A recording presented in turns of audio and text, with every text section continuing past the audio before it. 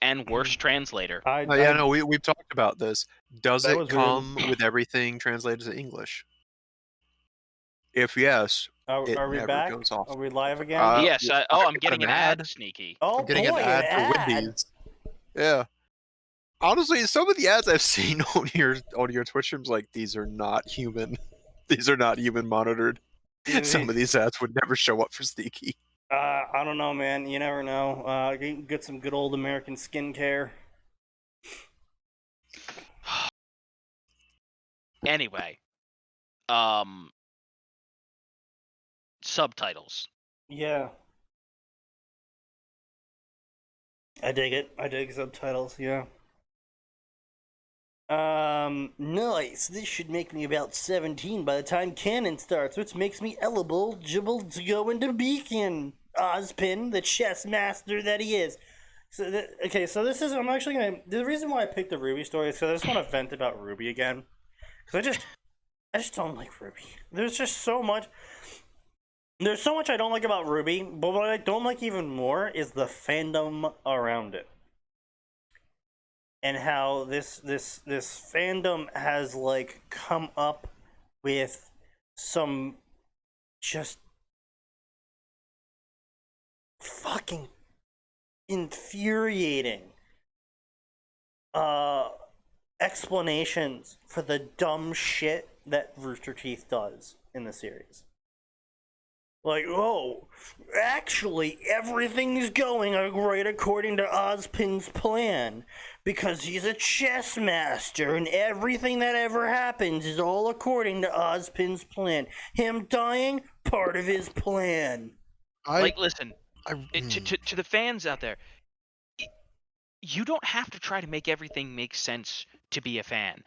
I love Star Wars to pieces. Well, old Star Wars. Yeah. I can still look at plenty of things in Star Wars and go, this makes 0 sense. Right, but, like, as a fan, you love things in spite of it not quite, you know. Oh, yeah. And fans are some of the biggest detractors of the things they love, usually. Trying to make everything fit and, like, there's a reason for all of this, and the plot's all gonna come. Sometimes you like something and it's let's be very clear here, trash. I'm actually going to use something here, and I might out myself a little bit, but, you know, I'll live with it. I actually enjoyed how not to summon a demon lord. I thought it was funny. Yeah, no, that was funny. It was bad. Oh, it was fucking but it was horrendous. funny. Oh, it was some of the worst fucking anime I've seen in a long time. I still laughed. The light novel's not much better. Yeah, I was enjoying the light novel until it stopped being lighthearted. Stopped being subtle. Ah, yeah. Okay. Yeah. And just went to straight porn. Yeah. Yeah. Oh. I laughed pretty hard though at certain scenes where I'm just like, all right, you know, you're using your meta self-awareness not to deconstruct the trope, but to, like, make the trope even more, you know, obnoxious. Tropey. Yeah. It's like, all right, fine, fair, well played, fine. Or there's a light novel, Lazy Dungeon Master. It's the exact same level of trash. Okay. The author leans hard into all of the reincarnation tropes. Alright. I mean, it's a dangerous game. It's a dangerous game. It's sort of like the horseshoe theory of anime tropes, where on one end of the horseshoe you have deconstruction, and on the other hand you have self-aware tropes, where they are both in the same spot of either it ends up really well, or you end up shooting yourself in the foot very hard, multiple times, with a BMG. Nice. Yeah, I wasn't aware, by the way, that there were people unironically pushing that everything stupid that occurs was Ozpin's like. Oh yeah. The only thing that I remember attributing to Ozpin is, okay, there's no way John's transcripts are forged that well. He's probably aware.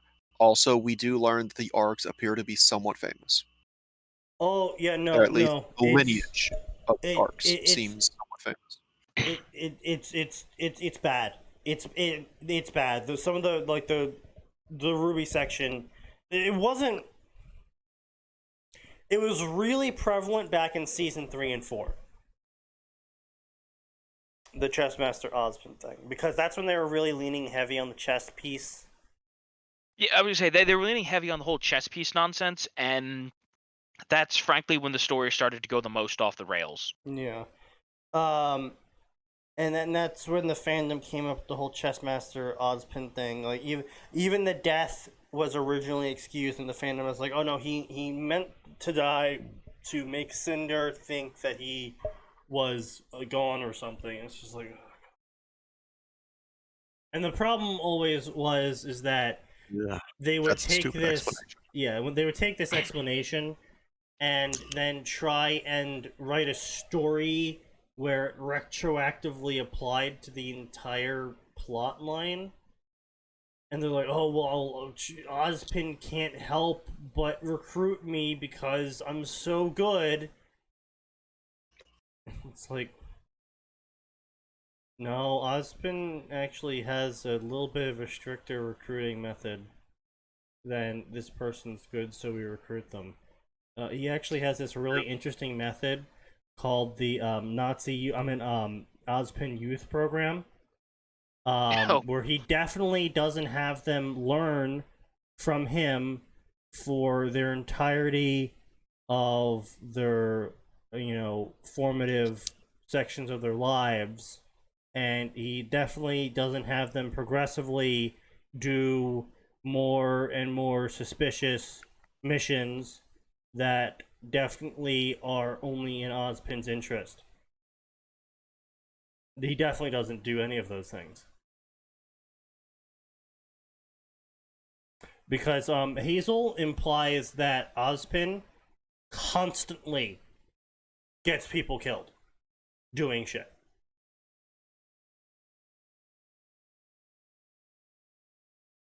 And while he does, but the problem is that he's referring to a job with a known mortality rate. That's part of the problem with Hazel's logic. No, I understand that. It's like, but it's like at the same time, it's like Operation Desert Storm. It's like, yes, soldiers die when they go into combat, but at the same time, you can have an upper management that is not quite exactly trying to minimize those casualties.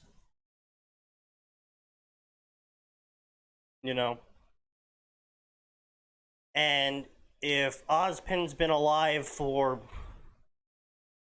hundreds, thousands of years, question mark, I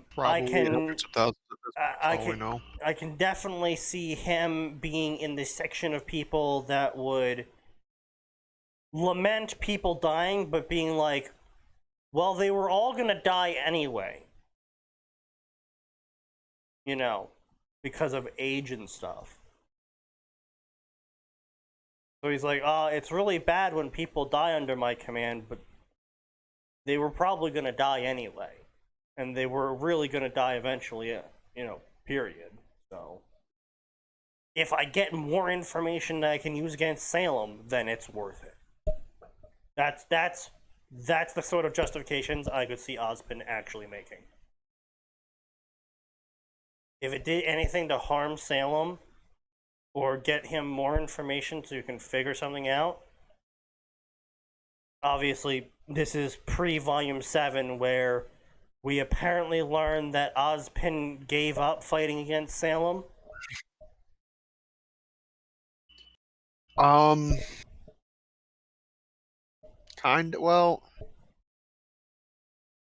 He's kind of given up he's given up the option of killing her, and he's literally just trying to mortify things to prep people. That's it. No, he didn't.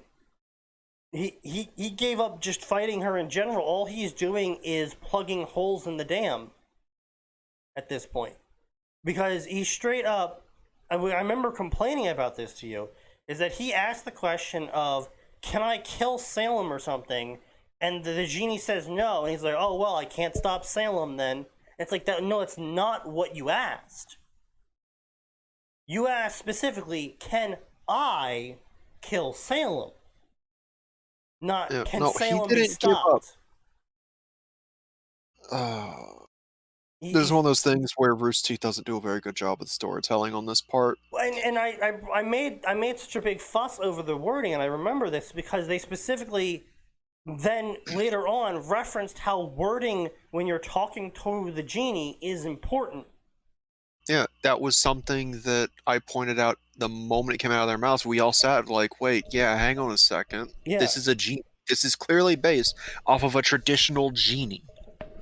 Why would he not ask, can someone kill her? Just, not even, can she be destroyed? It was, Can she be how stopped? do I? Right, Yeah, yeah. no. It was there's a literally, couple how different do questions. I kill Salem? And it's like, you can't. It's like, okay. So you specifically can't kill her. Oh, well, I guess I'll just give up and just, try and, stop her world-ending terror for the civilization today instead of actually making progress against, locking her away or something. Like, whatever, okay. But, Or regardless of what he actually thought, RT did nothing to showcase his thought process for that. yeah. Let's go with 6 feet in height. Wow. You're gonna be a manlet in Ruby. Like, 6 feet's actually pretty short in Ruby. No, actually 6 feet seems to be the average. Ironwood and Hazel are just freaks of nature. Oh, really? Okay. Yeah, John's like 6'1", I think. It was like 6'4". No. Ruby height chart. I'm glad the height chart is one of the few things we got from Monty. And then we lost Monty and they stopped giving a shit about keeping character heights relevant within scenes for some reason. Because that takes more work. I don't know how. They're models. Oh, They're wow, literally amazing. they're Outstanding height chart, guys. You fucking dipshits. God, so useful. I don't. What the? Yes, zoom in. No zoom available. Got it. All right, so that's the 6 foot line. Okay. Wow. Okay, that's a fair number. Okay, so okay. All right. All right. Yeah, fair enough. Jesus fucking Christ, Neapolitan. 4'9". Holy shit. She is a tiny killer. Oh, so speaking of heights of people, so I saw a really hot take on Twitter recently. Oh god, was this the thing that I saw linked in other things where if you're below 5'7", you're a minor? Yes. I saw that and I'm like, Average height of women 5'4". yeah. I'm looking at that and I'm one of those who's like at like, Bruh. my brain just kind of stopped working. It just stopped working when I saw that tweet, and I'm like, all right, let's go through this person's Twitter. Oh god, it gets worse. Yeah, it just gets worse. Their entire gets Twitter is a fucking shit fest.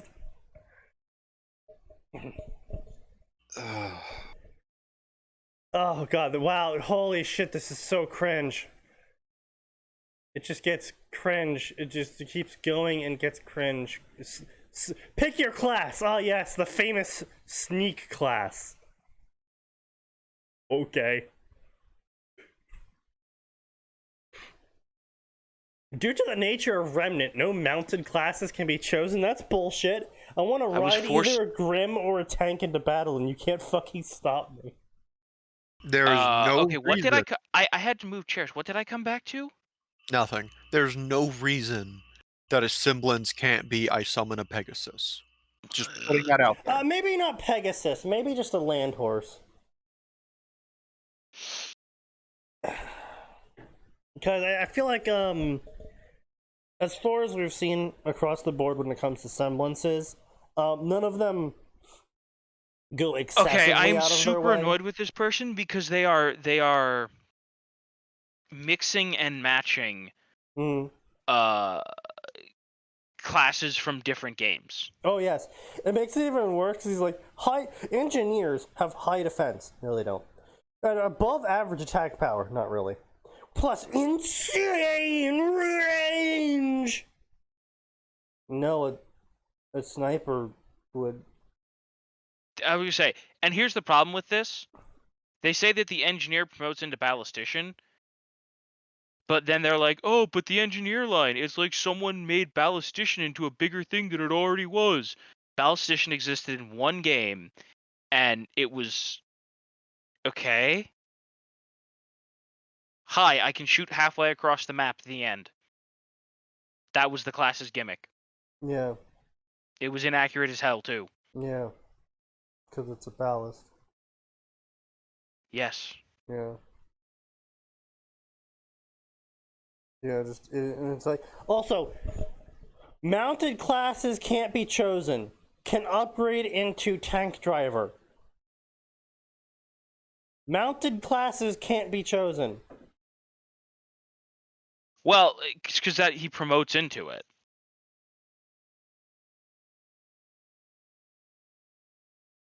What? That makes no sense. Wait a minute. Why do you have 2 bow starts? That's not how that works. This is some absurd hyper branching.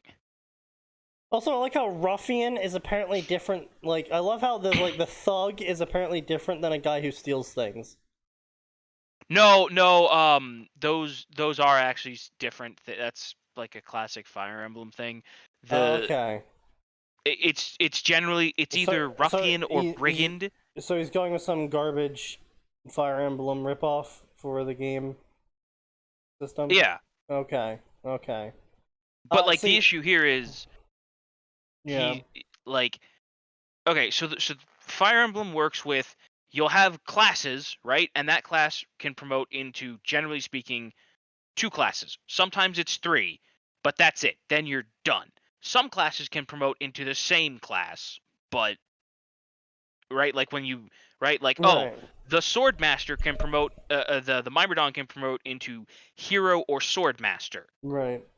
And then the Mercenary can promote into Hero or I forget what the other one is, right? But so those 2 have overlap, and then they have a separate option. But it doesn't fork again from there. That's it. You're done. It stops. Right. So it's there's less endgame classes, is basically what you're saying, but there's overlaps.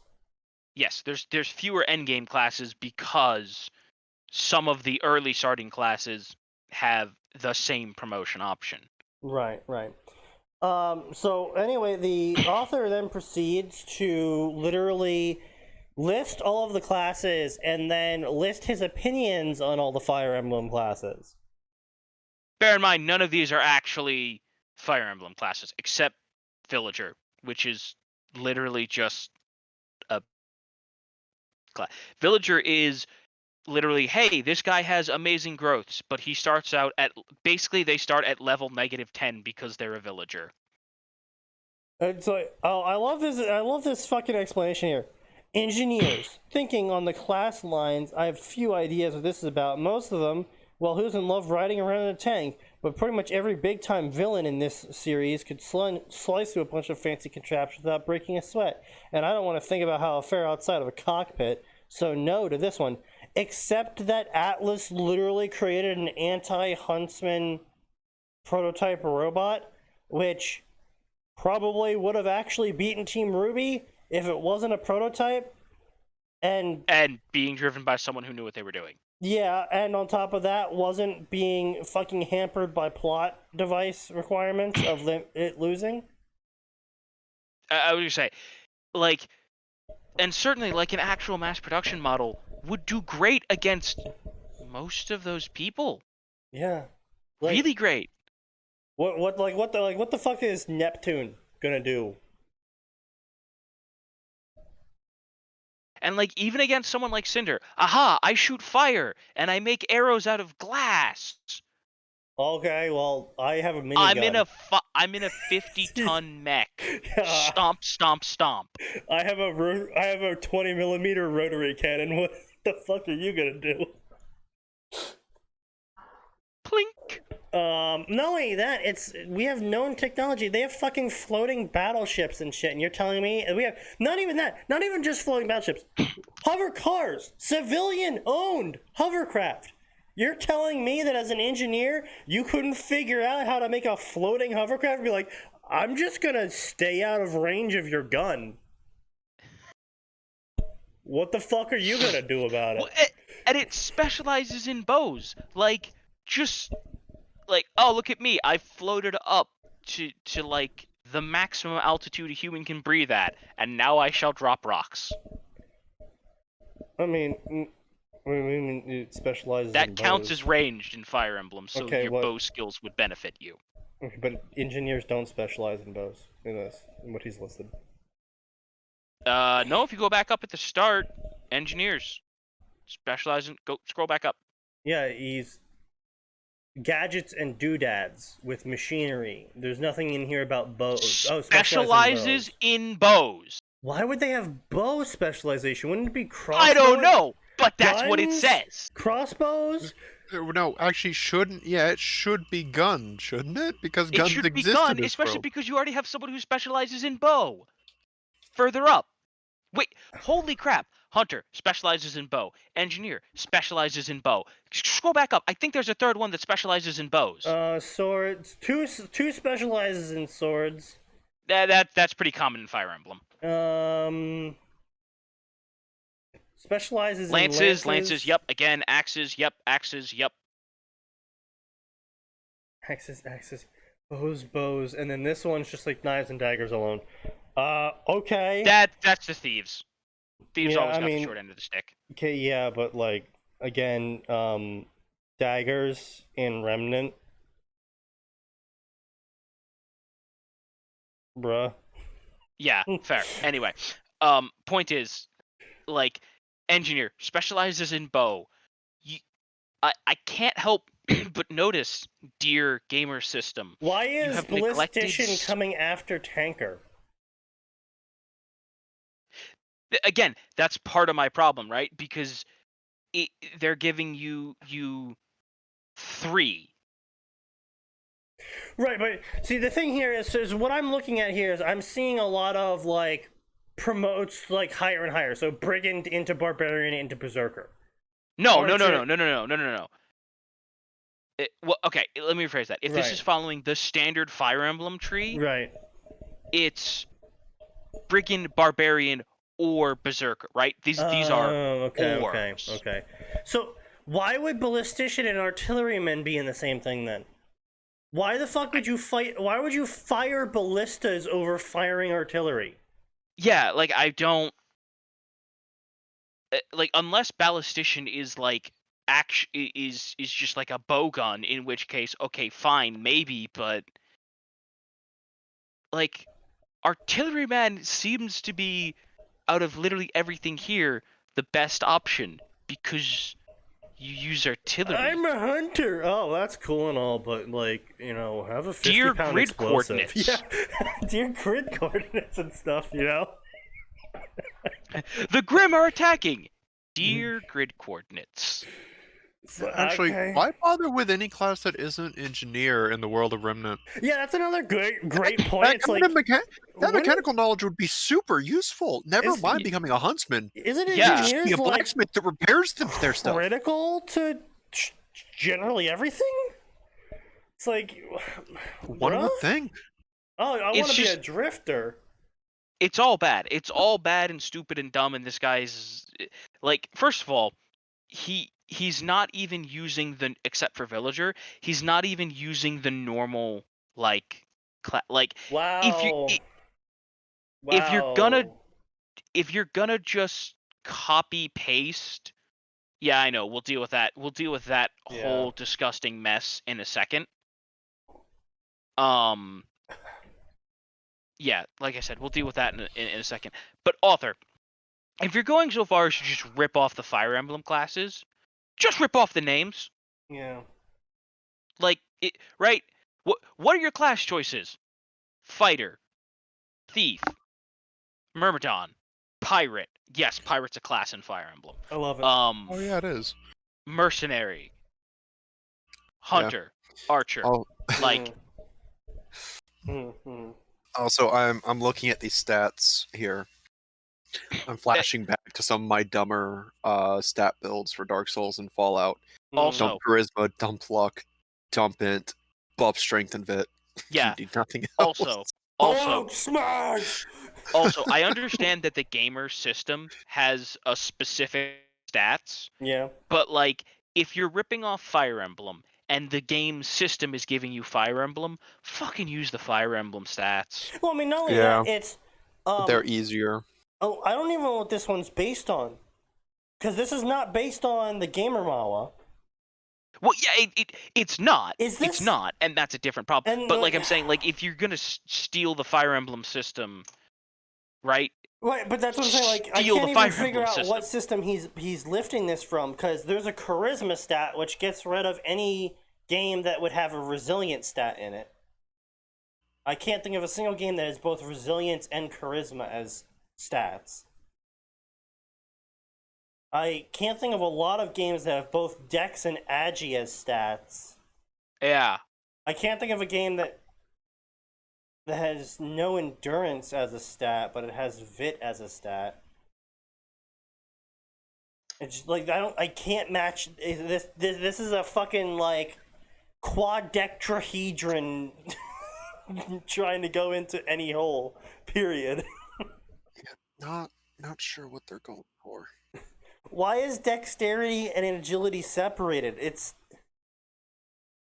the same fucking thing. I mean, I can understand, like, oh, well, dexterous means you're flexible and agility means you're fast. It's like, okay. Have you ever seen a slow, flexible person? No, you haven't. Now, I'm not saying that every flexible person's capable of being Usain Bolt. But Usain Bolt's pretty fucking flexible, too. Yeah.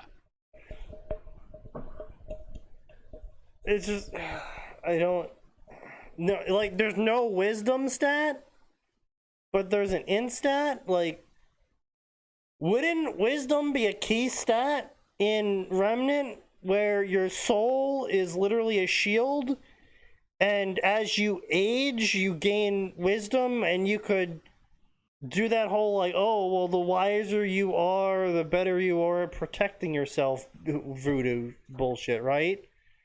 Like, and like I'm super confused here because none of the stats he's got up there, two of them are Fire Emblem stats. Yeah. Right? Can I just Fire say Emblem I hate luck, by the way? I hate luck being a stat in any game. Yeah, like the Yeah, I find it utterly pointless. I would say the only time I've ever not hated a luck stat was in the Fire Emblem games. And do you want to know what it does in the Fire Emblem games, Sneaky? What? It exists for two reasons: to slightly buff your hit rate and to decrease the chance that the enemy can crit you.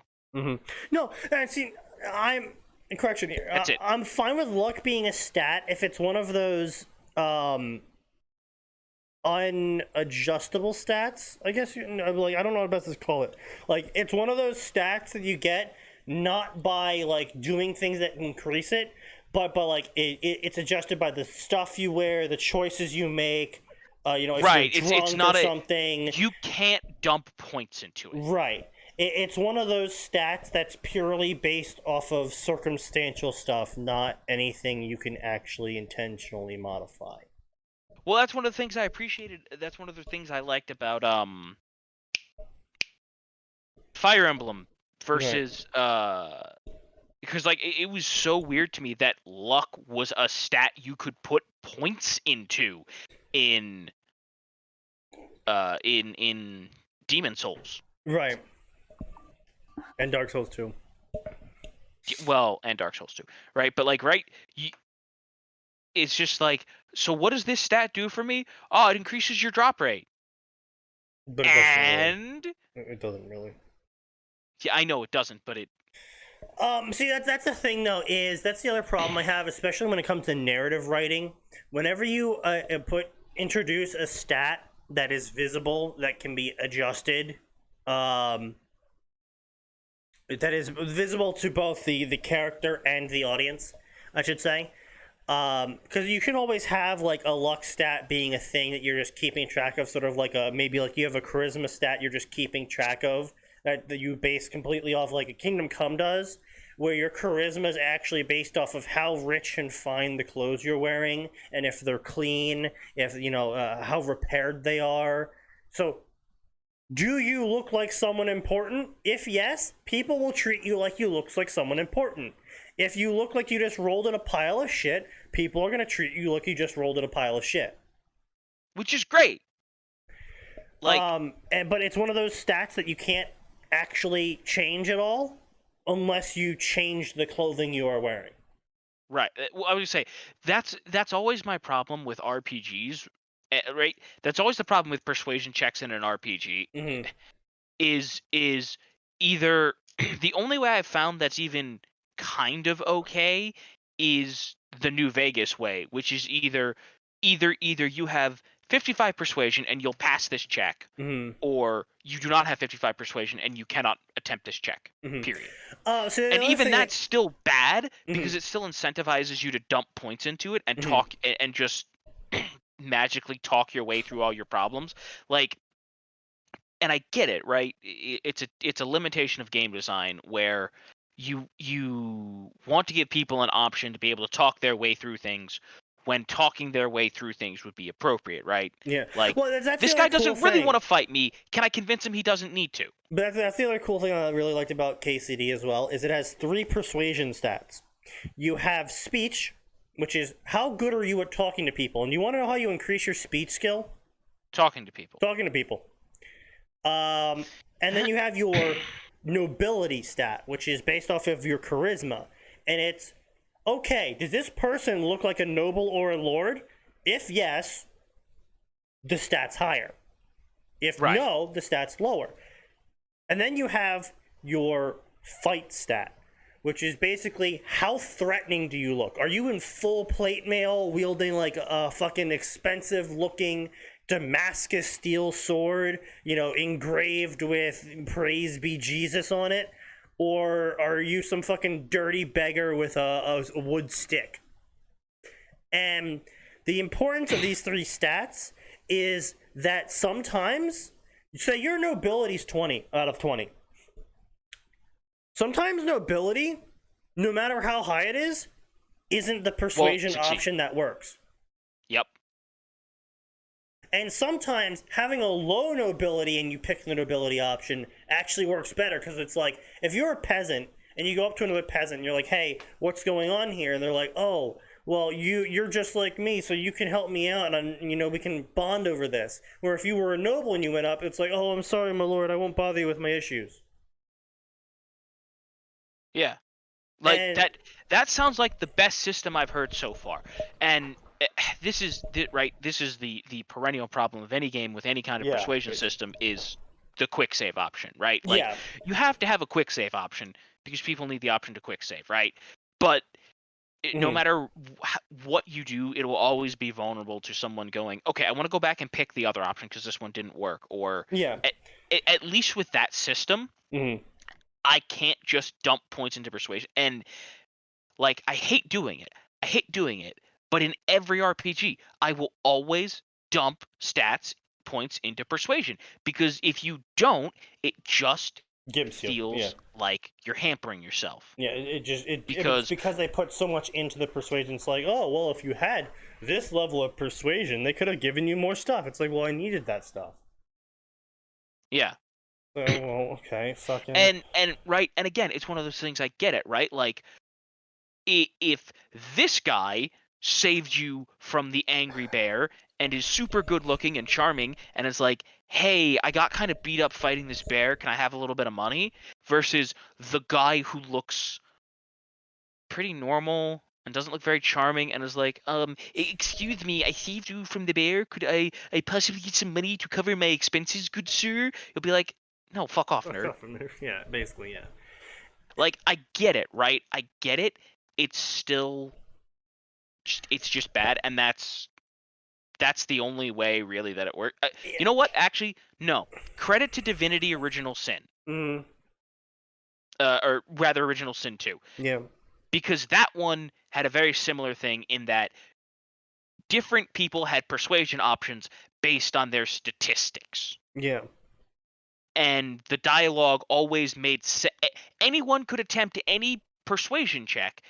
You just had different, right? But like, you had different ones that had different skills associated with them and different ranks associated with them. Right. So like, this dude has a magic problem. Okay, as long as you have high skills in any of the magic trees, you can probably convince this dude you can help him. Right, exactly. But if you're the big, stupid, dumb warrior who only has points in warrior, you can't try that. Right. And yeah, Divinity also did a nice the whole background system. I like that as well. Yeah. But to move on to more of this, so finally for the final stat I'm going to complain about is the resilience stat. I don't like the resilience stat. I don't like the resilience stat specifically because it adds an extra layer of resistance to stuff. Like, resistance should be based more on species, background, equipment. Well, I was gonna say, Seeky, real quick, skills. can we scroll down to what res is here? Just skipping over this stuff because it's just a bunch of dumb puns. Because he's basing this on Fire Emblem. He's basing this on Fire Emblem. It's all cringe. It's so fucking cringe. It's like, vital to your success. Jam it, Barb. No, I know. The whole thing's cringy. Oh, yeah, I lift, bro. Sneaky, the reason I wanted to check was because there was a chance, albeit a small one based on how stupid this author is, that he was using the resistance stat as it was actually used in Fire Emblem. Because in Fire Emblem, defense is split into two categories. It's split into defense, and it's split into resistance. I'm supposing that resistance is against status effects? No, it's against magic. Okay, fair enough. Specifically magic-based attacks. So your clerics, right? So your clerics and your mages and your Pegasus Knights, because they're riding a mystical animal, generally have high resistance and they have terrible physical defense. Your armor knights and your mercenaries and stuff like that, they have higher physical defense. Yeah, so anyway, all of the stat descriptions are fucking memes. They're cringe tier memes too. It's like, oh, you gotta have a high IQ to understand Rick and Morty. Dexterity is your hand-eye coordination and the speed at which you can react to things. Technically, it makes your brain fire neurons faster. That's no. Oh boy, there's a lot of stupid to unpack there. That's not no. No. Fucking Christ. Would you like to see a magic trick? Yeah, agility determines how fast you go. You're too slow, rolling around at the speed of sound. Oh, wow, ha ha ha, author. Fucking I am dying of laughter over here. Resistance decreases damage from everything. I am bulletproof. Doctor, are you sure these will work? Aha, I have no idea. Haha, wow. Wow, author, you're so fucking witty. Jesus Christ. And oh wow, do you feel lucky, punk? Oh fucking wow. Oh wow, he's making all the references, aren't you? Yeah. Bump this up and who knows, maybe Salem joins your harem. That'd be insane to watch. By bullshit miracle, I'll start calling myself Gary Stew. Oh please, don't tell me that's what's gonna happen now. Haha, man. Anyway, okay, so ignoring this Salem author's... as a waifu. Oh man, I could always get Salem as a waifu. Can we please just... Oh my god, this is so dumb. Oh man, the pressure's on. It's a basic Merc spread. Again, he's referencing Fire Emblem stuff without ever doing any, like, he's referencing Fire Emblem stuff without bothering to put any of the Fire Emblem stuff in there. Like, Oh wow. If you're going to steal a system, either steal it or don't. Yeah, I just. Yeah, I know. I saw that whole thing. I don't care. It's so bad. I fucking.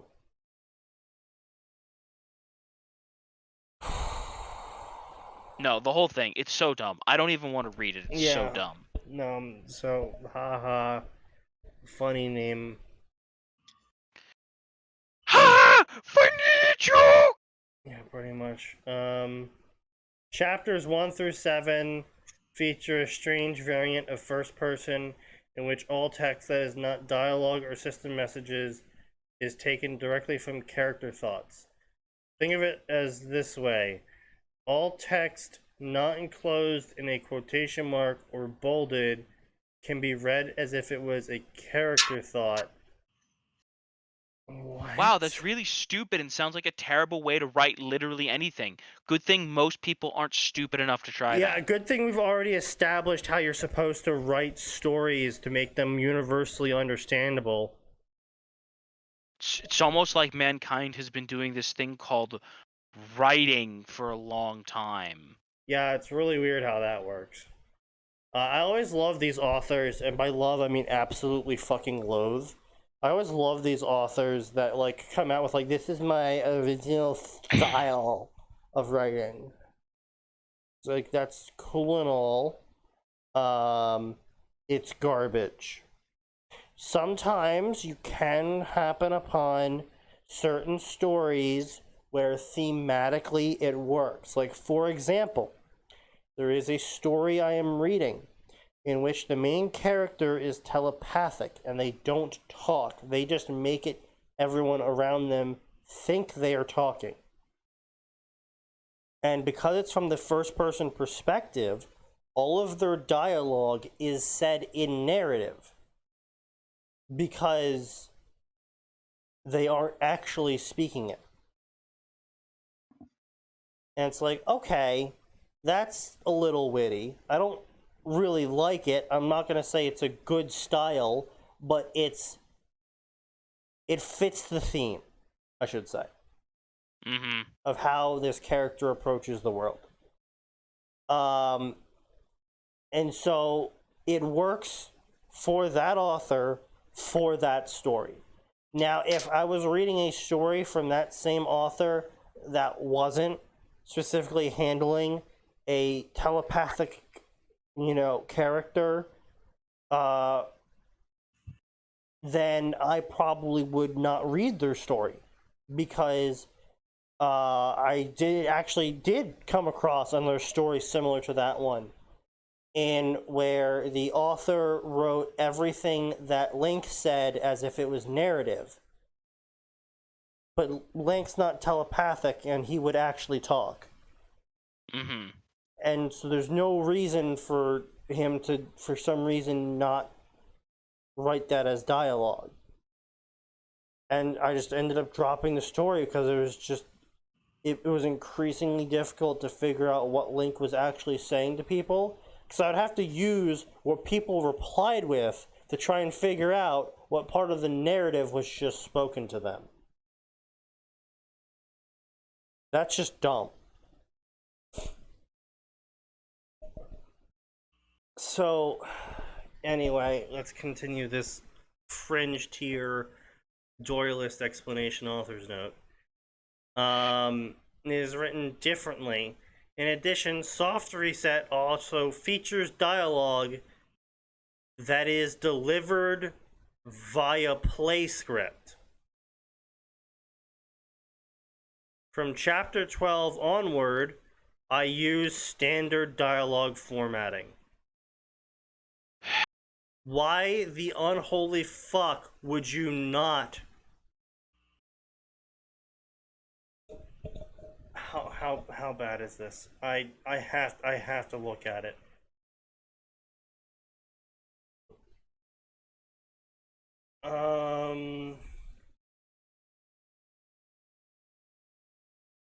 See, blah blah blah.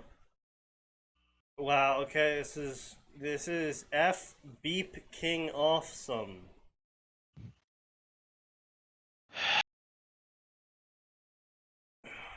God. Really? Oh god, it's just... Oh, because it keeps going. He's just automatically starts off at a fucking high level of a bunch of shit. Xenoblade is also being included in this game system, apparently. I just... God. Oh Look, no. man, Oh no, it's Xenoblade was Team never Fortress good 2. to begin with. Now you're putting it in this trash. Oh, right. Hasn't Xenoblade suffered enough? Here we go. Here's some great lines of fucking absolute retardation. Due to the way Aura works, most of the gear that you and other Aura users acquire will be purely cosmetic, as armor has absolutely no value when you have a natural shield.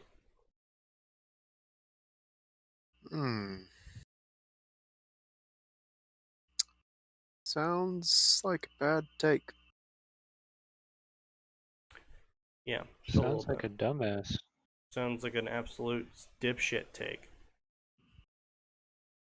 Just, like, no matter what version of Aura you're operating on either, whether it's a passive shield or it's an active shield that you have to actively like be aware of the hits to prevent them from them damaging you and stuff like that.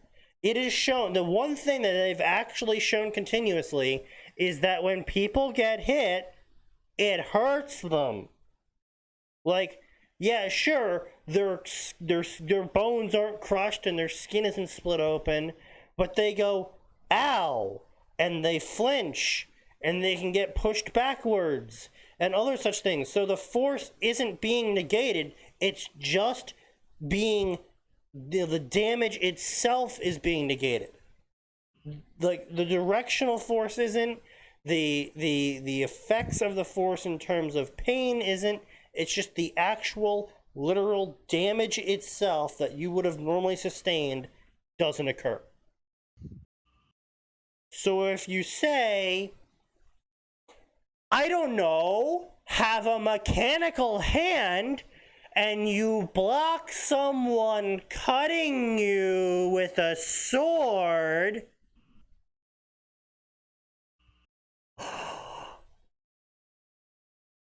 oh, you didn't take damage anymore. You didn't flinch. You didn't say ow.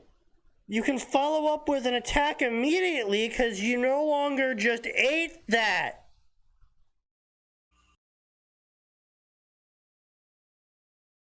I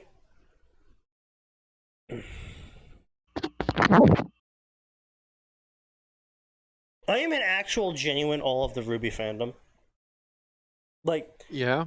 yeah, no, genuinely. Like, with Harry Potter, I can see why people typically ignore armor. It's like, oh, because we got magic. Okay, fair enough. Naruto, we ignore armor because we're ninjas. All right, fair enough. Yeah. You know. Right, and even in Harry Potter and Naruto, right, those are two universes where it's shown that the vast majority of things that are going to hit you, regardless of what level of defense you have, are probably, right, they'll cripple you, if not outright kill you, right? Like, so in both of those universes, dodging is actually preferred. Yeah. Yeah. Like, I could, right? You're not going to come up with some jutsu that's going to stop the Chidori from scrambling you and turning you into chunky salsa. So what's the solution? Don't let the Chidori hit you. Yeah. And I mean, yeah, occasionally you do get the you know, like Kakuzu is like the earth spear point harp thing where he like turned his skin into stone or whatever. It's like, okay, yeah, you get the occasional person who tries to use armor. He got fucking ganked though because he used stone armor. So, you know, but, you know, it's... I can't think of an actual... Like, even Star Wars... It was like, yeah, we could wear armor, but they're shooting plasma, and anti-plasma armor is kind of actually expensive, and we're not... we're not exactly, you know, rolling in money. So... I was going to say, like, that's one of the... right? You look at people like... Kenobi or Skywalker. And what did they armor? Their chest. The end. Yeah. Like, because in the case of those guys, they're Jedi and they have a lightsaber, right? Like, most of the attacks, they're either going to not be there to be hit by, or they're going to be able to deflect them. Yeah. And as we saw with the clones, the armor is good for, like, maybe 3 hits. Yeah.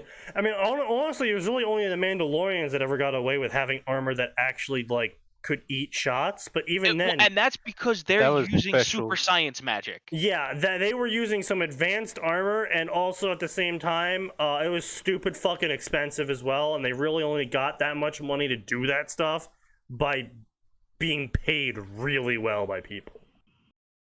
Well, and of course it helped that they were like, they were smart enough to be like, this doesn't leave the planet. Oh yeah, that's him, yeah. Like if you learn how to forge Beskar, and we don't mean that like the Beskar can't leave the planet. We mean if you learn how to forge it, you don't get to leave Mandalore anymore. Period. The end. Yeah. So I just Also- really hate this whole fucking cosmetic armor thing that Ruby has going on. Like, I understand why from a Well, and it's especially annoying animators- because there are people like John who Right. wear armor. who wore armor, yeah. And you never see it do anything. Like, Yeah. sure, does his shield block stuff? Yeah, but it's like, right? It's like saying in Dark Souls 2, armor does nothing. Poise is working as intended. Come on, don't trigger poor Max. Keeping my mouth shut this entire time. some Poise stupid is shit going working on as in intended. my mouth. Oh, or how about how Havel's armor was replaced with plastic? I found a corner, broke the camera. It's like, oh my god, they fucked up the textures. Oh god, the fucking textures on Havel's armor made it look like it was either made of rubber or fucking plastic. That's like, bruh. Oh god.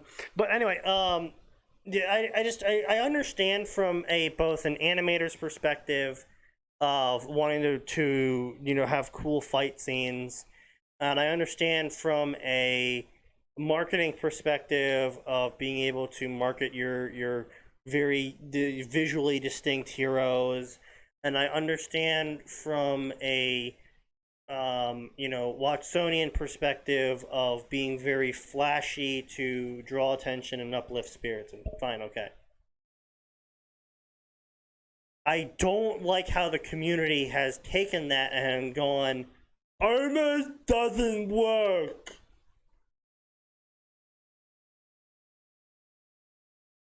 I hate it. I loathe the Ruby community more than I loathe the Rooster Teeth. Impressive. Go 1v1 a Beowulf with your fists, activating combat mode. Oh boy, here we go, a Crisis Core style combat mode. Oh, we even got music, very cool. Wow, this is oof. Wow, that's a Punch Out. This game's just a big old crossover, isn't it? That's not good, author. So this is the other thing I want to talk about when it comes to gamer systems, and we're really not really reading this. I'm just like picking shit out if you haven't noticed yet. Because there is so much going on in this story that I see as a prevalent cancer in the community, which is why I find it to be a great story to use as just an example. Because like in the gamer, this whole fucking gamer trope, genre, whatever you want to call it, there's a lot of things that I can nod my head at and be like, all right, fine. Like if you just copy from the gamer manhwa, if you just flat out copy the whole system, it's dumb. I hate that system, but fine, it is the original system. Right? But if you're not going to use that system, if you're going to use something from, say, Fire Emblem, just use the Fire Emblem system. Right? Maybe adapt it to the world you're sending them to, but just use the Fire Emblem system. If you're gonna use Fallout, just use the Fallout system, right? Stop taking little tiny bits and bobs and just mashing it all together like some monstrosity Lego that you're just like, oh yeah, this is totally great. It's like, no, if you're gonna take this and you're gonna take these little bits and bobs from all of these systems, then put it together into a coherent system. Don't just be like, oh, well, I like the combat from this system, so I'm just going to staple it on to what I currently have. It makes for a shit story. It also makes for a really confusing system. Where this is one of my complaints for Devil May Cry 5, wow, a hot take here. I didn't like the combat system. I didn't like how much they switched up how combat works between Dante, Nero, and V. There's 3 radically different combat styles between the 3 of them. Yeah. And, which was the aim. Well, Yes. I'm aware it's the aim, but it's like, oh yeah, you play through half the game and you get used to these 2, and then it's like Dante comes in and it's like, all right, well, time to throw out literally everything you learned from the first 2. It's like, oh, Jesus Christ, okay. Oh, you learn to like attack with specific timings and get rewarded for doing things on the beat, so to speak, with Nero. Awesome. Okay, you're Dante now. Kick everything, punch everything, laugh, laugh, laugh. Yeah, it's just like, oh, okay, all right. It just feels bolted together. It doesn't feel like it was made together. It feels like one person worked on V, it feels like one person worked on Nero, and it feels like 3 people worked on Dante. I'm going to disagree with that, but all right. That's certainly a take I've honestly never heard. Them being different, I've heard. Dante being ridiculously difficult to use effectively, I've heard. I never said he was difficult to use. I just said he's just completely different. That's probably a holdover. Well, no, that is a holdover from systems in 3 and 4 evolving. Yeah. It is. It's a holdover, and that's what I'm saying. It feels like all 3 characters were ultimately designed by different people who didn't communicate. And I just like, I don't know. Does that make it a bad game? I don't know. I don't really have. That's a really subjective opinion on it. I personally did not like how wildly different it all was, and on some missions you just didn't have the option of not being one character or the other. And it's like, this mission you have to play as V. Like, okay, yeah, well, I would say what that. if I don't like playing as V? Well, you gotta play it as V. Always like, oh, okay. That's always a problem in video games, Yeah. where, right? Don't give players an option and then lock them off from playing the thing they've been using, right? Like, right. It happens all the time in an RPG, right? Like, there's nothing worse than playing through an RPG, right? You've got your team and your crew, you've got all these people leveled up and geared, and everything's going great. And then you get to this final mission, and then it's like, you have to use these people for this section. And it's like, well, they don't have any equipment, and they're all level 5, and we're at the end of the game, and everybody else is level 34. Yeah, and it's definitely the turn off for me. I've had this happen in a couple other games where they've just been like, all right, well, I know you're doing things this way. The Monster Hunter World was an example of this, where it's just like, well, if you're not doing this specific fight with these specific setups, then it's just going to be immensely harder. Like, not even like, oh, it's just going to be a little bit harder, it might take you a bit longer. It's like, no, you just can't win some of these fights unless you do it a very specific way. It's like, but what if I don't like that weapon? Tough shit. You didn't bring the bowgun to fight the guy who spends all his time clinging to the ceiling? Get fucked. Yeah, it's like, what if I hate the bowgun? Get fucked. Okay, well, what if I don't have any bowguns to use? Get double fucked. It's like, well, can this not be a story mission? Nope, it's the story mission. You gotta do it to progress. Well, okay, I guess I'm not progressing then. I I'm guess we'll still just stuck on the fucking Tigrex. move right along then, shall we? It's just I don't like it when games are like, here's freedom of choice. All right, but actually, there is no freedom of choice. You either do it the way we tell you to do it, or you lose. It's like, but then why did you give me options in the first place? Like, you know what? I'm gonna go out on a limb. Credit to Final Fantasy XIV. Every story mission can be completed by every class, no matter what you're doing. Mhm. And Is most that raids not normal can be for MMOs? certain MMOs. WoW especially are notorious for bad Yeah, it's balancing true. for It's different true. classes. Yeah, that's definitely true. Yeah. Like I can attest to that. like if you're playing a healer in WoW, story missions are just As cancer. someone who has seen both the Blood Knight Death March and the Moonkin Death March, yeah, WoW's got some balancing issues when it comes to classes. But not just but like specifically in like single player content, but even in just like in WoW. Oh no, I was talking about single player as well. I remember soloing 5-man dungeons as a Blood Knight. Yeah, but Yep. but then the other part of the problem with WoW is, with the exceptions of when Blood Knight came out and it was stupidly broken, way more than it is now. Oh wow, yeah, way more. Right, Those were the like days. if you didn't take 2 healers, right, when you mhm. were raiding in WoW, if you didn't take 1 shaman and 1 I forget what Priest the or other one paladin, was. usually. Yeah, right, but like, okay, we have to have one of this healer, one of this healer. We have to have one of this DPS, one of this DPS, one of this DPS, one of this DPS. Oh, and if your build isn't perfect, you can go to hell. Meanwhile, in Final Fantasy XIV, people are like, what if we did the all Dragoon party with no healing and we all buffed each other's damage? Yeah, And we just DPS raced the boss. yeah.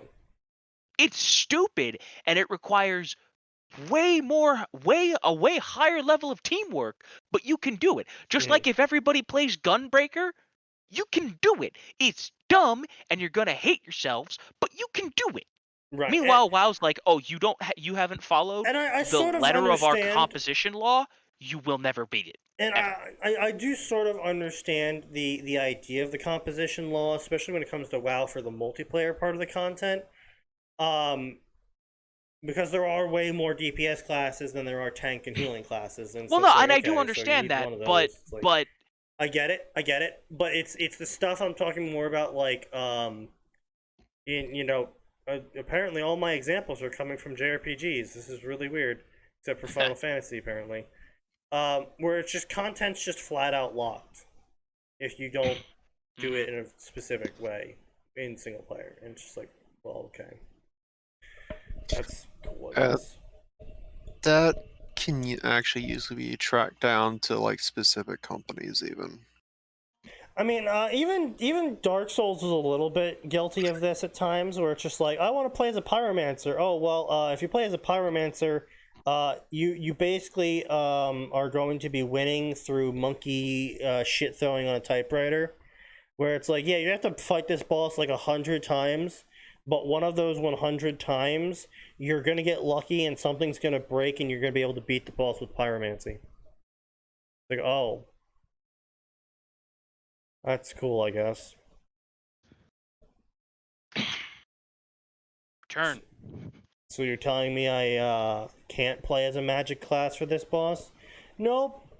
Oh, okay. That's really cool. I'm really glad I put everything into magic because that was an option. Neat. Anyway, yeah, so he just, wow, so much of this fucking first chapter is just consumed. Utterly consumed. Ferubi, Fire Emblem, Xenoblade, Punch-Out, Sonic. Oh, he's got to run through Emerald Hill. Wow. Speed stage. You buff your agility and dexterity. Fucking Christ. Slam, Radical. fucking Christ. The narrative is just so...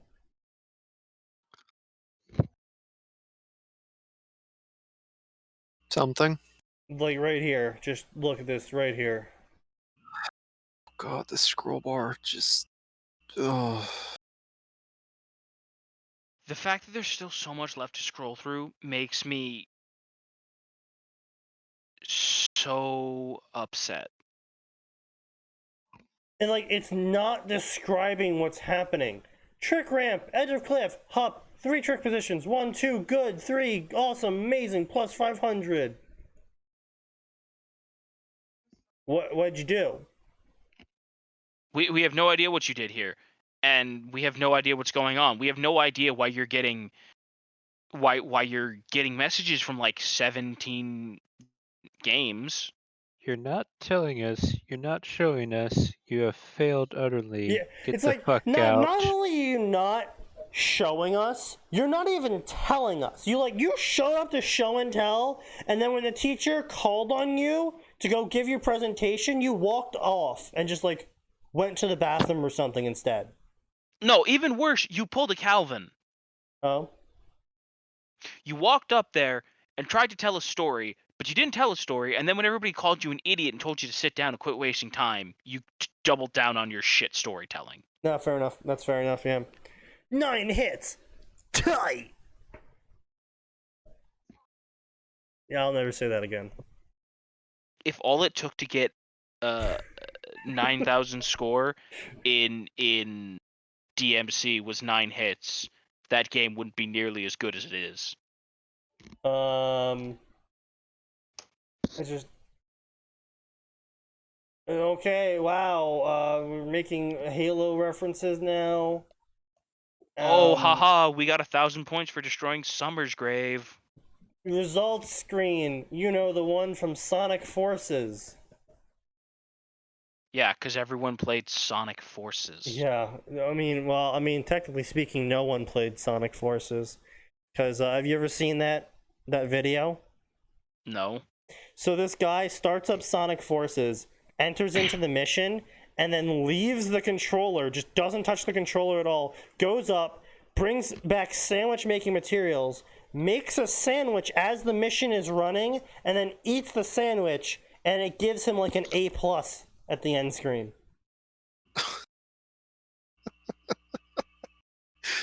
Yeah, I saw that. It was very sad to watch. Oh, that's... No, I've got one that's almost as bad. Sonic and the Black Knight. My roommate turned off the monitor and then just spun the Wii remote by the strap around his wrist. Oh, God. God. Oh, We no. turned it back on. Oh, no. S. We waited like 5 minutes so that we could be reasonably certain the mission was over. Yeah? And then we just turned the screen back on and it's just like S. God. And we're like, oh, cool. Guess we're just gonna put this away. First of all, that whole story. First of all, that the entire plot there was just mind-numbingly absurd. But then when we found out you could be right, like he didn't even like change the speed or the direction. He just just rotated it around his wrist for 5 minutes. Yeah, that's All right, then. yeah. Then he gets a shit ton of stat ups to everything because he did For no reason. Yeah, whatever. Amazing! Not only do I get experience based on the rank, but I also get items. Why didn't the tutorial tell me any of this? I don't know. I didn't read it either. And now you're not even using the fucking stats from. Oh my god! Like you know what would be funny in the world of Remnant? If you're doing Fire Emblem, make it so that you're the only person who has weapon uses.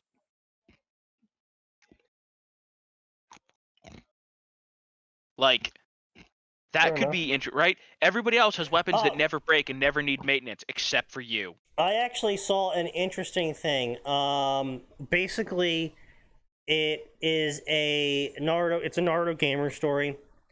But no one else actually has the gamer system applied to them, and like when he does observe on them, it just gives them a general spread of, you know, what their stats would have been if they were in the game. Like, you know, Yeah. guessing it basically. And like all the items in the game only work for him. Like if he gets like a plus, you know, the sword of the head taker, for example, and it's like every time you cut someone's head off, you gain 1 vit and 1 strength permanently. If anyone else uses the sword, it's just a really nice sword. If he uses the sword, it has weapon durability, gives him plus 1 vit and 1 strength every time he cuts someone's head off. You know, it does bonus damage based on its you know, unique quality. You know, all that stuff. Like, well, the gamer stuff only works for him. Mm-hmm. And, you know, both the positives and negatives of that. Oh, so like if it's like the cursed sword of healing, like you can only heal, right? You get 100 HP every time you kill someone, but it's the only way you can recover HP. Right. Like, no, everyone else could just use the sword as normal. It's just a sword. A sword It's is just a sword. Yeah.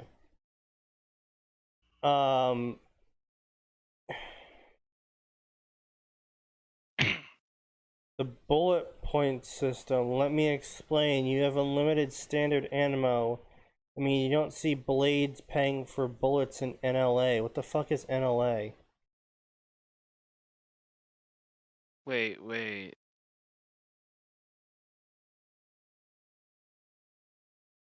NLA? I don't know.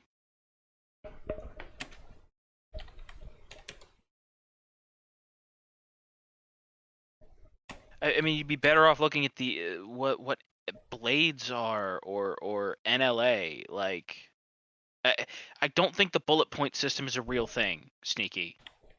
That's fair enough. Like, you're better off just looking up like blades or NLA or something. I don't know.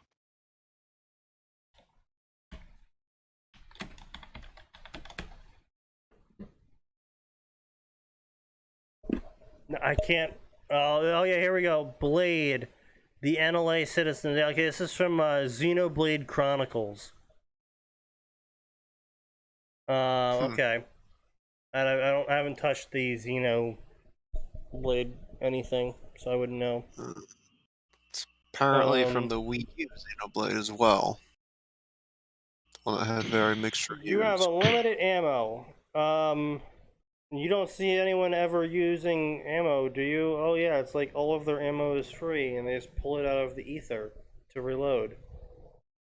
You can literally say that about every single fucking game in existence ever, period.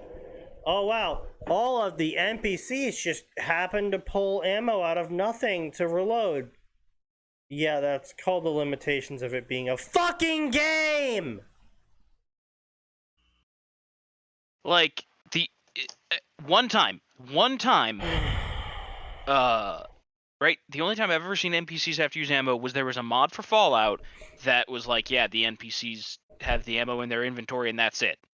Which is generally one magazine, right? Whatever's in the gun, and then 1 full reload. And I was like, okay, this is kind of fun. That's not a mod, that's Fallout 4. No, that someone did mod that into Fallout 3. Oh, okay. Back when Fallout 3 was a game. Right. People played. Right, and then they did eventually put that into Fallout 4 because people were like, hey, why is it that I can only carry 200 rounds for the Rudy Tooty point and shooty, but the NPCs get infinite Fat Man? Or how the Marines in Halo just have infinite rockets despite the fact that you can only carry like 6. Sneaky, also, don't forget the fact that if you're down to 1 rocket ammo and you give it to a Marine, and if the Marine holds it for at least 2 minutes and then dies, they'll suddenly be anywhere from 3 to 4 ammo. Yeah. Oh, I gave the rocket to the Marine. Why would you do that? What's the worst that could happen? Okay, but Sneaky, here's the counterpoint to that. So I have a troop hog, and I gave everyone on it rockets. I mean, yes. Those were good times. I think my personal favorite was as Max and I played through the Halo games. I brought Max around to the power of giving the NPCs snipers. You being a gamer and all, I knew it wasn't long. This is like some real meta tier garbage. You being a gamer and all, I knew it wouldn't be long until you exploited the system to give you infinite fire, ice, or electrical ammo. Okay. So why would you introduce more systems? Like, I'm just so uninterested in everything you've introduced so far, and now you're like stapling more onto it. It's like, Jesus Christ, I'm so fucking, oh god. This just keeps going on. Oh my god. I'm almost tempted to go back to my PowerPoints. That's how boring this is. It is death. And yeah, here, yeah, we finally found the dialogue, guys. Like, Crow, hello, anyone in there? Hell, wing it. Not at the moment, no. Message after the beep. I can't believe I said that. Crow, oh well, I'm waiting. When's the beep? Okay, K. Make phone joke. No, wait, don't say phone. Phones don't exist here.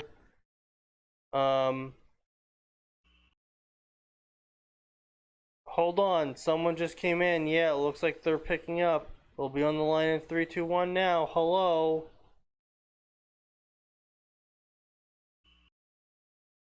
How did I come up with that on the spot?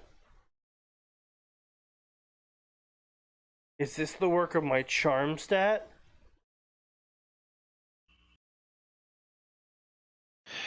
What? Author, I think you need to get that int stat of yours looked at, because what the fuck are you smoking? Like, really?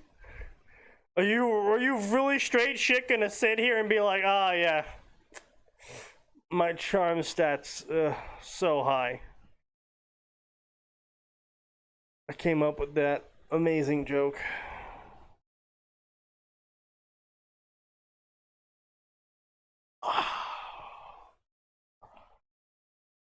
Hello yourself. I've been trying to reach you. What gives? Yeah, sorry. I got caught up with some things. You know what I mean, right? Crow. Yeah, I hear that. So have you noticed neither of us are holding scrolls, or we don't know each other's names yet? What? What is this formatting? Apparently script, but it's shit. I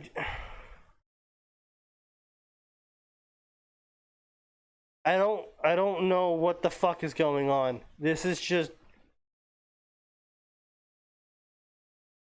oh god, this is bad. Just a bit. I don't know what books you have read. What English you witnessed. That ever witnessed, or what teachers you had the misfortune to learn I from. played Common Core if this kid's American. ...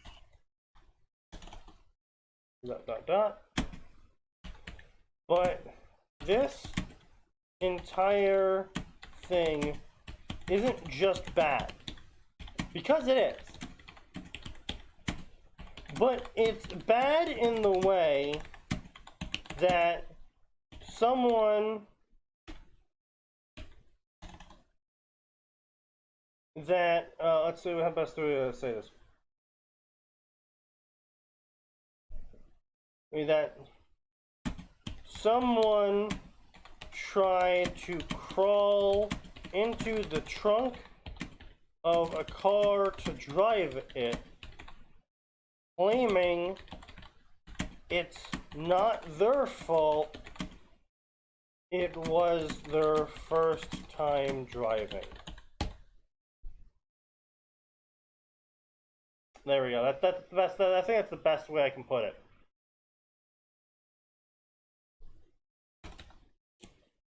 Whatever this is, it's not a narrative.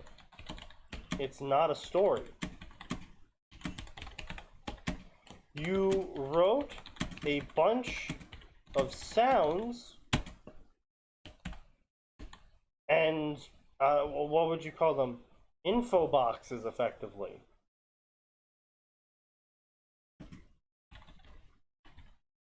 Info boxes, and called it a chapter.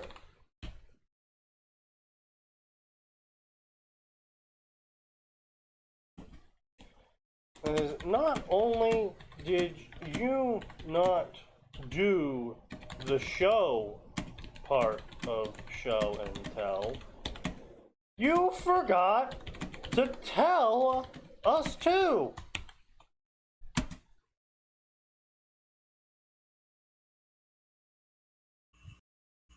Post review. Alrighty. Now, since we've already committed to this, let's see what his new version is. Oh god. Oh boy.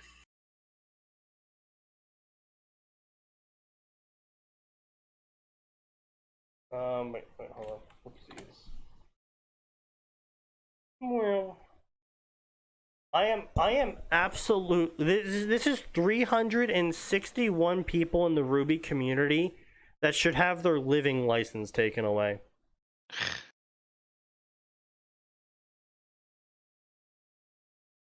Alright, so soft reboot.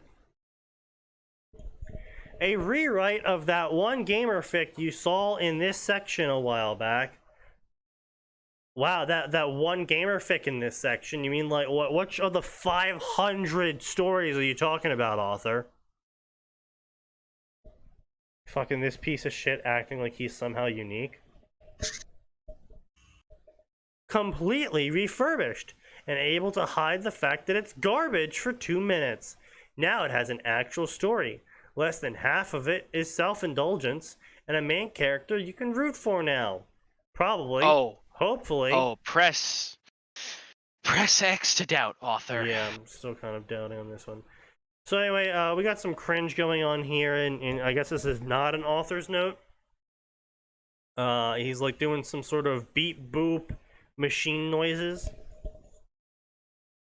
Oh yes, my favorite noises. Yeah, blah blah blah, spin to win, and he's spinning around in the void. Wow, riveting. Having fun. For whatever reason, it invoked a girl in her early 20s. Don't ask me why I thought of that, but I did. Very funny, author. Riveting. You bet, not for long. Something tells me the novelty will wear off. I'll take your word for that. I'm gonna have to have you stop, because you're not gonna take anything I say seriously. Can you help me? I've built up too much momentum. How do I stop? Well, how did you start?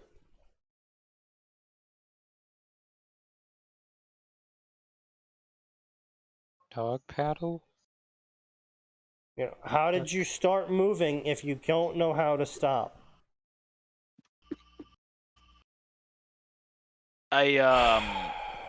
So you see, Blah blah blah. I got on this Yeah. motorcycle, Yeah. and I just twisted both handlebars Yeah. forward, but I'm not Yeah. sure how to stop. I see. Possibly stop twisting the handles. No, I think I need to Instructions twist them unclear. further forward. Instructions unclear. Dick stuck in gear.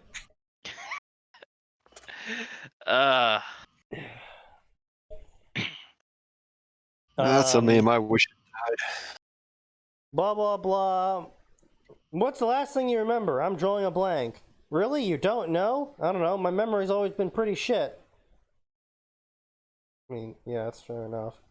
I don't think I would remember if I died either, but at the same time, I think any scenario that would actually kill me would probably last long enough for me to be like, oh yeah. So that's what it took. Well, okay then.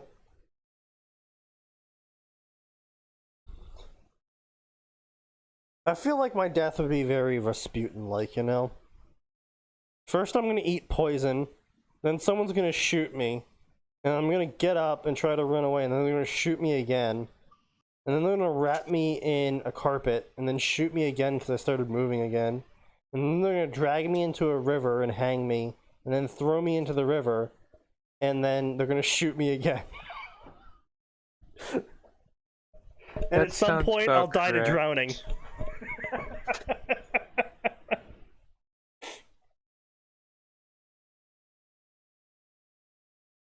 I think that was the best part about Rasputin. Is the story behind him dying is just like, yeah, we kept killing him and he kept not dying. Like, oh, that's Our interesting. attempted murders did not work out. You're charged with 5 counts of murder for the same person. We're on attempt number 72. He's still alive. He's still out there. We're not even sure how. Now wouldn't that be an interesting backstory for Hitler?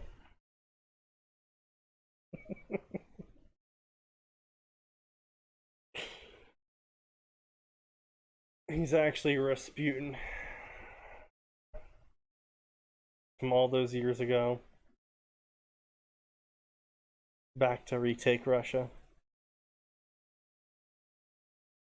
So yeah, anyway, the author spends a good third of this chapter having the random omnipotent being having a comedy of dialogue, trying to tell the guy that he died. Yep.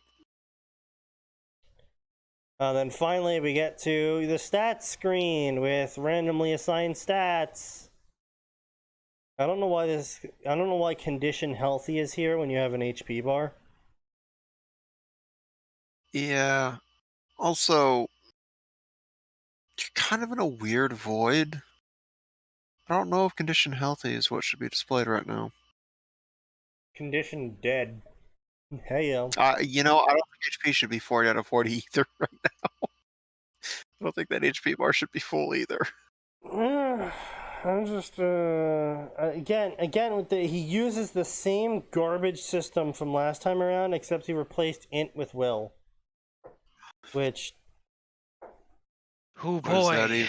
Yeah, no, I guess willpower combines intelligence and wisdom, which I guess. I mean, I would also honestly probably throw like charisma in that then as well. No, that's a fair point. Yeah. Like, oftentimes. Wait, yeah, that's the other thing. Why is Vit in there? Why is it not? Why is Vit not combined with resilience? Is that supposed to be resilience and not resistance? Resilience, resistance. It's basically the same thing. Yeah, as far as this idiot author is concerned, yes.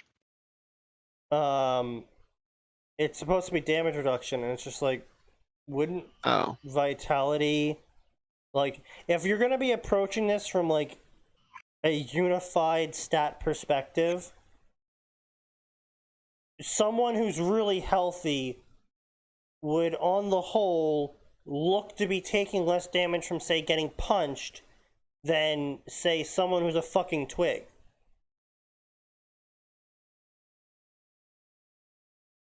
Right? So it's like, okay, like I can understand strength being a separate stat, but why would you still make dex and agility a separate stat if you're doing this whole unified stat thing now? Again, this is also Ruby, by the way. So this is something I'm going to pull on from what we talked about all those days ago when we were talking about making a Ruby board game. Not board game, pen and paper. using the 40k wound system, I think it was. The 40k uses the wound system. Yeah. 40k uses the wound system, which is, instead of being like, oh, they have X amount of health, it's no, they can take X amount of wounds, and some weapons can deal more than 1 wound per attack. So say you get hit with a melt-a-gun, that's 4 wounds. And if your unit only can take up to 4 wounds, the unit dies. And that makes sense, because giving them arbitrary stat points wouldn't really make sense when you're using... This is why D&D fails when it comes to guns and whatnot, because a sword cut can be anything from your arms off to you only got a light scratch on them. But shooting someone with the gun, it's either not gonna penetrate something, like, you know, bounces off of a bony exoskeleton so it doesn't hit, or it punches through and does massive internal damage because it's a high-speed metal object traveling at velocities of fuck you. What's that? You only got hit in the arm? Congratulations, you're still going into shock. You're still going into shock. Also, you're using a quantitative amount of blood. So there wasn't really much. It's not the Ruby, especially because they have the whole aura system. It would make more sense to use like a wound system for your health. And so condition healthy makes sense. Get rid of Vit. Condition healthy. Boom. No HP bar. And instead of, you know, if you really need like a number bar because gamer system, aura. Because everything in Ruby takes aura. Whether you're super jumping, blocking a blow, reinforcing your weapon, doing your semblance, everything in Ruby, like resisting elements, takes aura. Everything takes aura. So if you need to have something have a number, make it fucking aura, not HP. Yeah.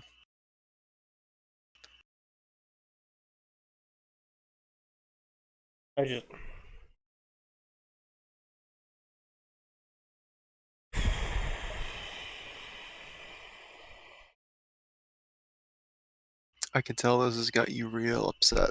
It really does.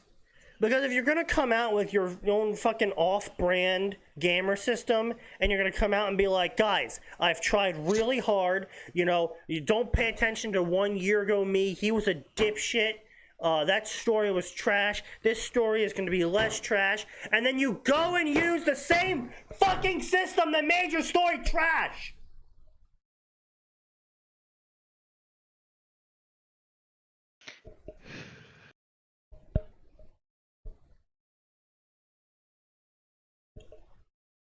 Guys, I swear my car's faster this time around. Oh, what engine in it? Oh, the one I was using last time. Okay, well, the engine is what makes the car move. If the engine is the exact same thing that you used last time, the car ain't gonna go faster. You're gonna have the exact same problems you had with the previous car if you use the same fucking engine. And the engine was what was causing the issues.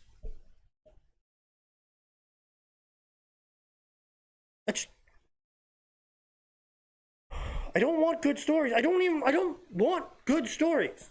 That is not my minimum bar. I want creative stories. Yeah, sure, you know, you're gonna get your weird ass stories and fine whatever, and you're gonna get your power trips and fine whatever. They can also be written well, you know, as we've seen with One Punch Man. That can cater to a audience and can be done well by a subjective majority standard. My Hero Academia, an outstanding hit. My Hero Academia is doing so well right now that they actually can't keep up production of the manga books to meet the people buying them. That's impressive. Indeed. Now, to be fair, there's a couple things contributing to that, such as obviously, paper yeah. shortages, but the fact remains. Yeah, the fact remains that a major flagship series is incapable of keeping up with book production to match the amount of people buying the book. That's crazy. Like, I could understand if it was like an indie. I could understand if it was a Kickstarter. I could understand if, it was a lesser known series that exploded into popularity. My Hero Academia was the story that was slated to replace Naruto. It is not a small series, and it's not, piloted by a small company.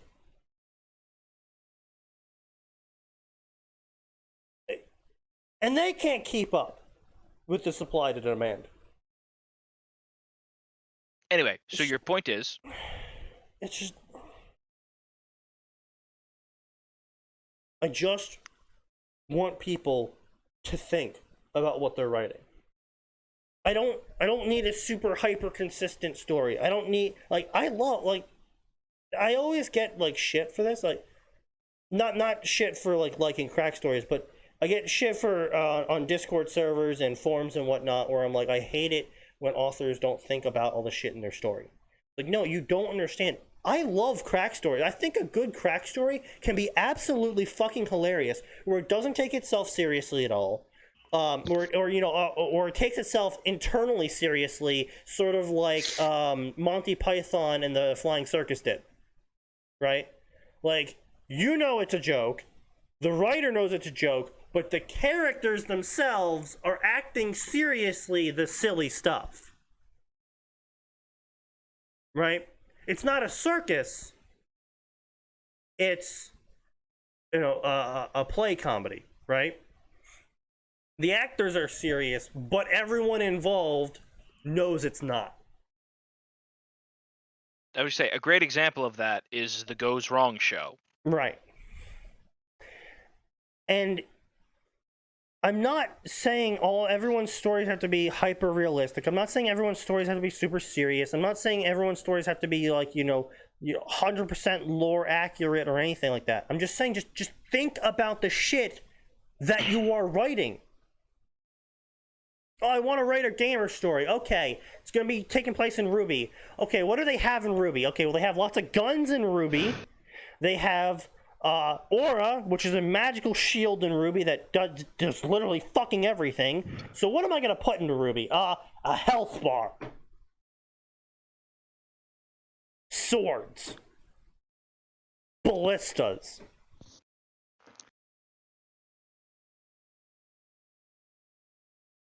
What? No, I mean, it makes perfect sense. I think you're the crazy one here, Sneaky. Come on, just be reasonable. And I see it so fucking often, like Harry Potter and Naruto and literally every fucking section. Yoko fucking Tanya the Evil. Oh my god, the cringe shit in Tanya the Evil, where people just apparently completely missed the entirety of the show. Just they apparently didn't watch the show at all, but still claim to be fans of it. And are just writing stories that are just I'm sorry, is this supposed to be taking place in Tanya the Evil? What are you even writing? And it's just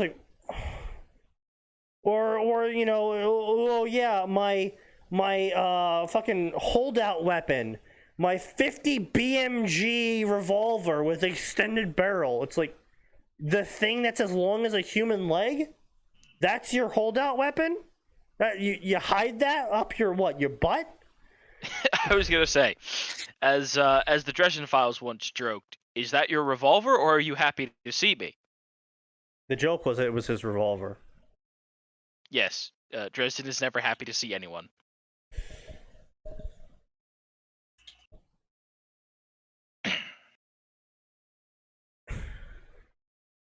Can you not bring up Tanya? Fixes are physically painful. Yep, pretty much.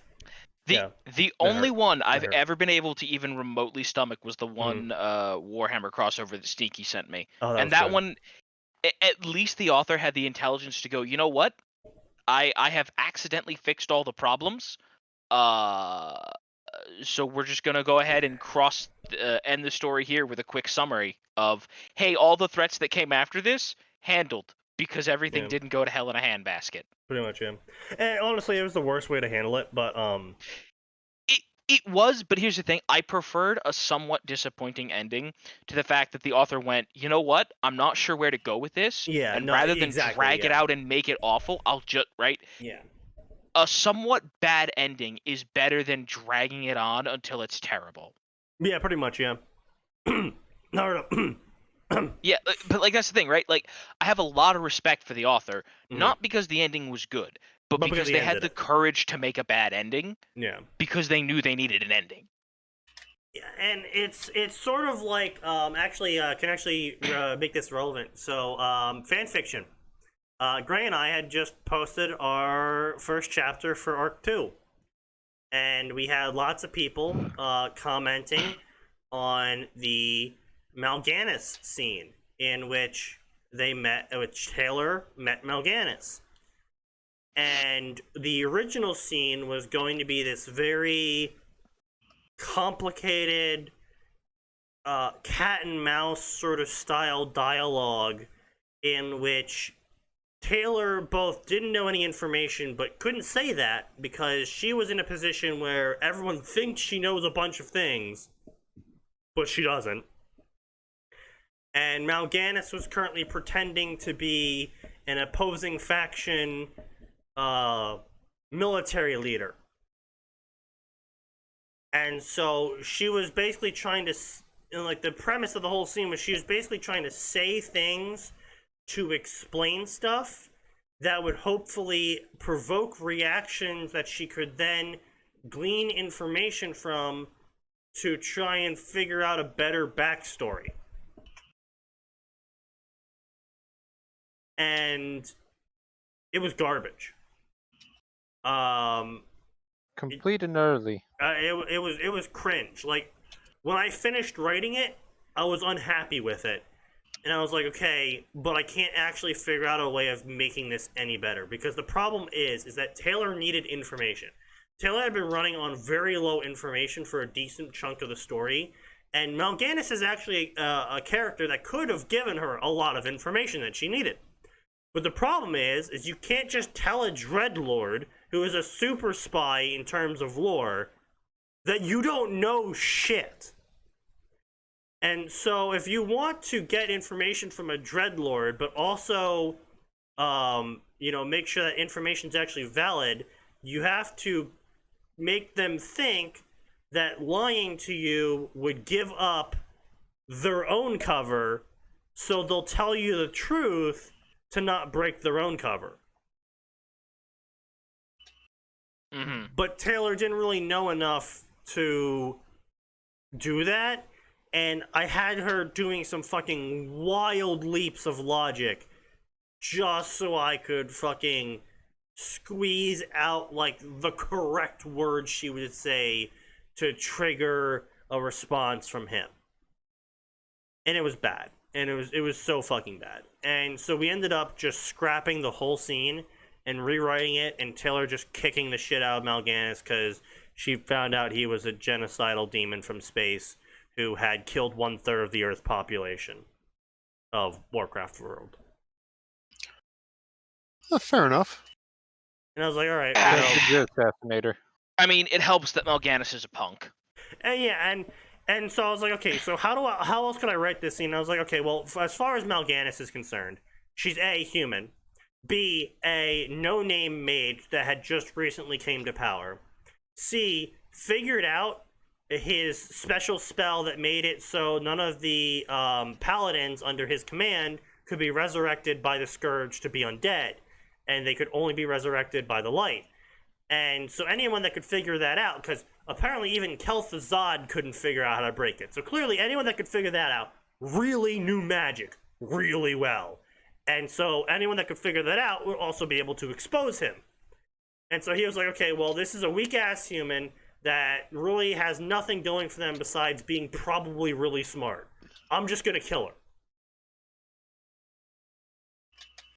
Which is, fair enough. I was gonna say, yeah, pretty standard Mal'Ganis logic. And it didn't work out, and she kicked his ass and then killed him. Taylor running on low information is, yeah, I know. I'm aware. I know it's kind of her thing. I'm aware. But yeah, the problem is that Worm isn't Warcraft, and you do kind of need a lot of information in Warcraft to understand what the fuck is going on. Because there's a lot of shit going on. There's a whole lot of factions going on in the background. Whole bunch of random plots that don't make any sense. Blizzard being fucking idiots. Yep. Oh god, they replied again. anyway, it's 8:06. Yeah. It is, in fact, that time period. Yes. But yeah, yeah, and so we ended up scrapping it and replacing with that scene, and it's just okay, boom. You know, we admitted, and then people complained about us doing another combat scene instead of doing this like intrigue scene. And it's like, guys, look, we're just not good enough writers. I came out straight to that, and I was like, look, we're just not good enough writers to give that scene the justice that it would need to fit seamlessly into the story without ruining the story. So we just didn't do it. We just replaced it with something else. And that's the correct response. We did what we could. Why didn't you do X? I'm not good enough. Yeah, we couldn't do it, so we didn't try. No, why didn't you go out for the Olympics? Because I'm not going to make the Olympics, so I'm not going to try and get into the Olympics. I will try, work every day and get a little bit better, but I'm not going to just try out for the Olympics just because, I mean, you always could, but they don't let you do that. I don't think. No, I don't. I think you have to be sponsored and shit like that. Yeah, like The Olympics you does not have open you track. are chosen in like high school, and the next 4 years of your life after being chosen are going to be training. No, Pretty much. frankly, you are chosen way before high school. Mm-hmm. It's just wow, Right, because there was a whole thing with China where it was like they had 14-year-olds competing in the Olympics because like the people who are good enough to compete in the Olympics are selected way before they're teenagers. It's just that laws don't let them participate for a number of very good reasons. All right, so so we're gonna get to the end of this chapter, and so as far as everything's concerned, comparing the original story to this story is in fact better. It's still garbage though, and while the author's like, oh, it's still gonna be garbage, it's like, yeah, author. It would be less garbage if you actually made a coherent system. Like you don't have grammar issues. Your spag is actually like when you're properly writing it in proper English format that has been done historically for the past 1,000 years. Your spag is fine. Your issue comes from the mechanics you are building your story off of, which you didn't change from your previous story.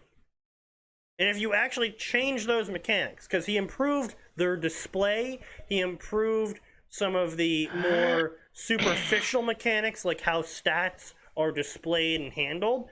He fixed that up, but he didn't, in the end, actually fix the system that the stats originate from. And at the end of the day, if you don't fix the engine of your car when it breaks, it doesn't matter how well the rest of the car works. And that's the best analogy I can come up with.